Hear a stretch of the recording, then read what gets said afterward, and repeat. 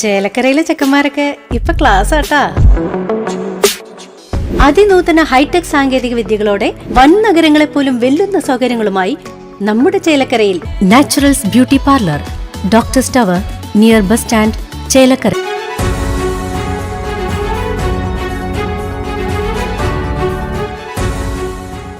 ശക്തമായ കാറ്റിലും മഴയിലും പാഞ്ഞാൾ ഭാഗങ്ങളിൽ വ്യാപക നാശനഷ്ടം.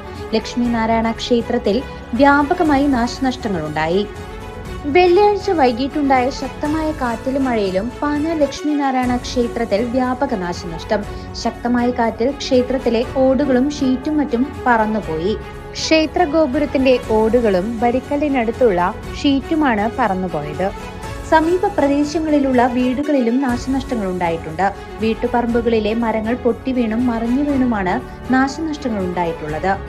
CCV news, Panjal.